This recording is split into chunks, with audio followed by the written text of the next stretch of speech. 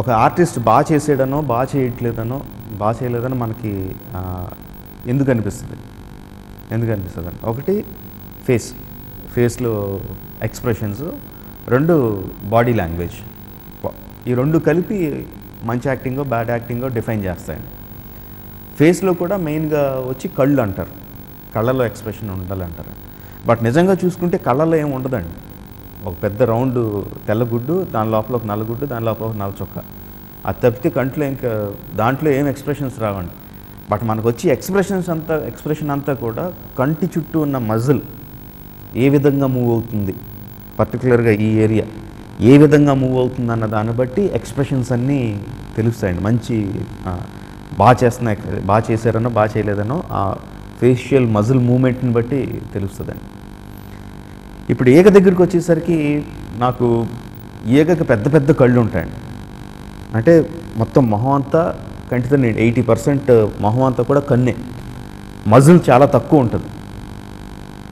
So నేను expression ఎలా తెప్పించాలి, ఏగతో expression ఎలా తెప్పించాలి, కథలో రాసేసుకున్నాం. ఏగ బాధపడింది, ఏగ కోపం వచ్చింది, ఏగ చిరాకుగా చూసింది, ఏగ ప్రేమగా చూసింది, అన్నీ రాసేసుకున్నాం అండి. సో ఇప్పుడు ఎక్స్ప్రెషన్స్ తీసుకురావడం ఎలాగ, ఫేషియల్ మూమెంట్, ఆ చిన్న మజిల్కి మూమెంట్ ఇవ్వాలి.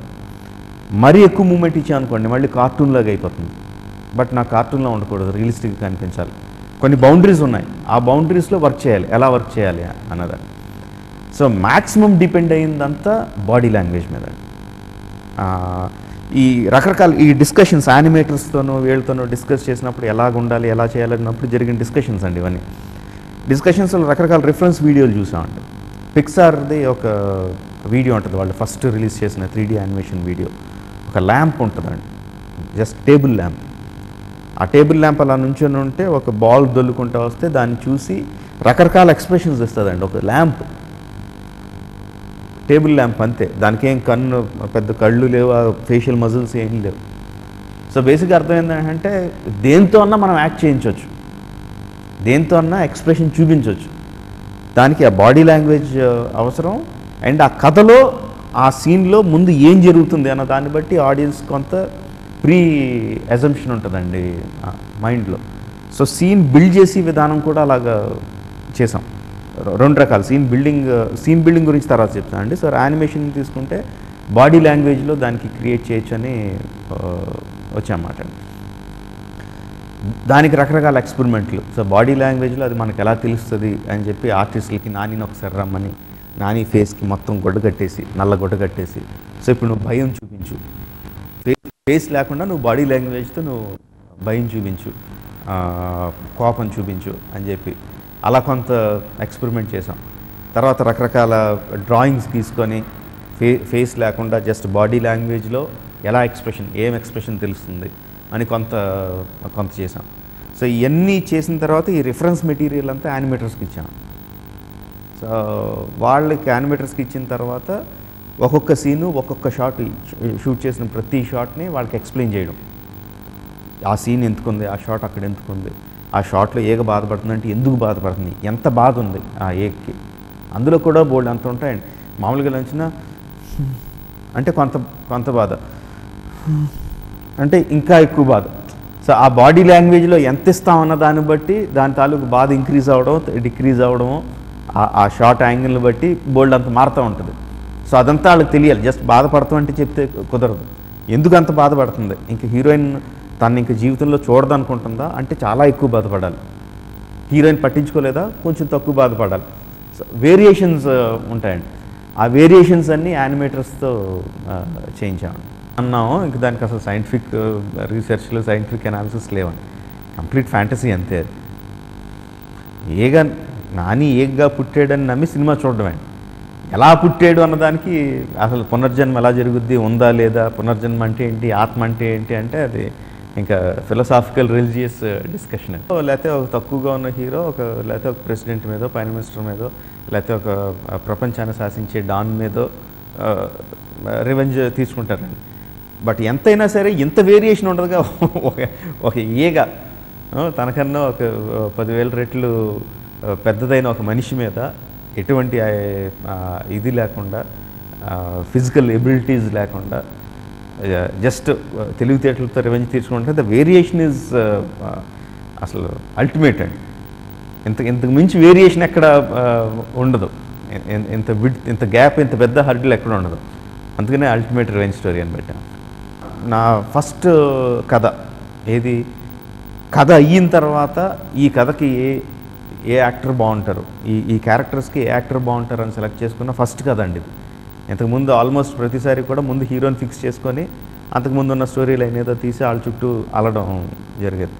ఫస్ట్ టైం అసలు అదేం లేకుండా కథగా చేసుకొని ఈ క్యారెక్టర్స్ ఎవరు బాగుంటారు అని సెలెక్ట్ చేసుకున్నాను. నాని నాకు చాలా ఇష్టం అండి. యాజ్ ఎ యాక్టర్ చాలా న్యాచురల్ ఫ్లోలో ఒక యాక్ట్ చేస్తున్నట్టు కానీ ఏముండదు. అది మామూలుగా డైలీ లైఫ్లో చేస్తున్నట్టు ఉంటుంది, అంత న్యాచురల్గా ఉంటుంది తన ఫ్లో అంతా. అది నాకు చాలా ఇంప్రెస్ అయ్యింది తనతో. అండ్ సమంత చెప్పక్కర్లేదు, నా క్యారెక్టర్కి చాలా సింపుల్ నెక్స్ట్ డోర్ గర్ల్ లాగా ఉండాలి, అట్రాక్టివ్గా ఉండాలి, ఇష్టపడాలి. అంటే విలను హీరో ఇద్దరు ఇష్టపడాలి ఆ అమ్మాయి, బట్ తను మాత్రం సింపుల్గానే ఉండాలి. దానికి కరెక్ట్గా సూట్ అయిన హీరోయిన్ అండి Samantha. And Sudeep is like ఇంకా ఆ క్యారెక్టర్లో ఉన్న వేరియేషన్స్ అయితే అసలు టూ మచ్ వేరియేషన్. బిగినింగ్లో చాలా స్టైలిష్గా ఉంటాడు, తర్వాత బిగినింగ్లో చాలా స్టైలిష్గా ఉంటాడు, తర్వాత వైలెంట్గా తయారవుతాడు, తర్వాత రొమాంటిక్గా ఉంటాడు, తర్వాత కమెడియన్గా మారుతాడు. కమెడియన్గా మారిన తర్వాత ఫస్ట్లో ఎంత విషియస్గా ఉన్నాడో, ఎంత భయంకరంగా ఉన్నాడో అంతకన్నా భయంకరంగా మారుతాడు. ఇదంతా కూడా ఒక స్టైలైజ్డ్ పర్ఫార్మెన్స్లో చేయాలి, ఏదో ఊరిని అరుపులు కేకలతో కాకుండా స్టైలైజ్డ్ పర్ఫార్మెన్స్తో చేయాలి. సో చాలా మంచి యాక్టర్ కావాలండి ఆ క్యారెక్టర్ పోర్ట్రే చేయడానికి.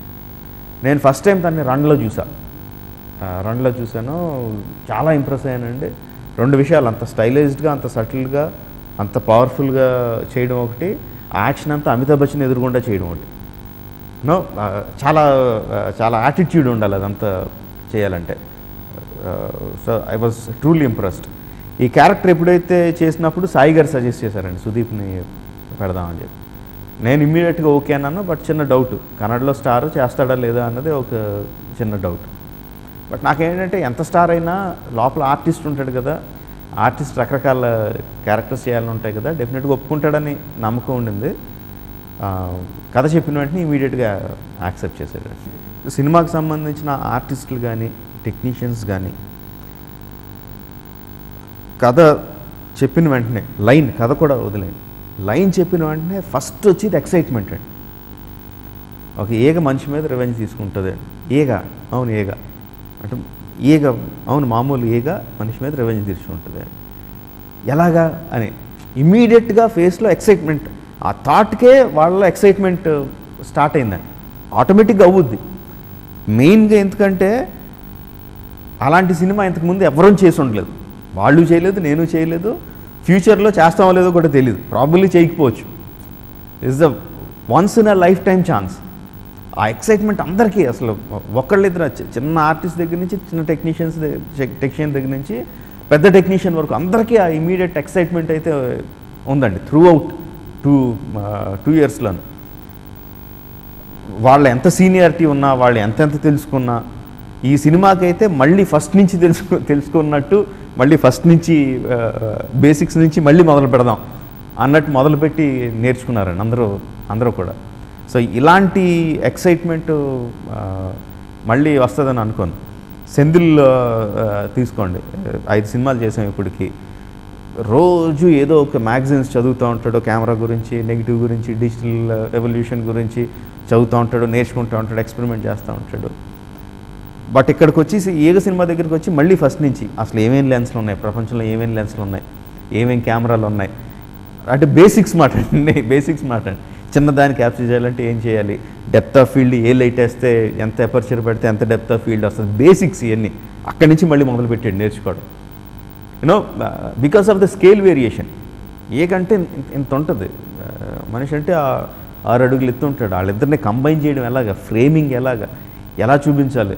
కొంచెం దూరం వెళ్ళామంటే ఏక అసలు కనిపించదుగా, కొంచెం దూరం వెళ్ళామనుకోండి, కానీ టైట్ క్లోజ్కి వెళ్తే ఏదో కొంచెం తెలుస్తుంది, కొంచెం వెనక్కి వచ్చామంటే కనిపించదు. సార్ దాన్ని ఎలా కనిపించేలా చేయాలి. ఎవ్రీథింగ్ ఈజ్ ఎవ్రీ డే కాలేజ్కి వెళ్ళి నేర్చుకొని ఇమీడియట్గా బయట ఆఫీస్లోకి వచ్చి పనిచేసినట్టు మాట్లాడండి అందరికీ బిగినింగ్ నుంచి ఎండ్ వరకు.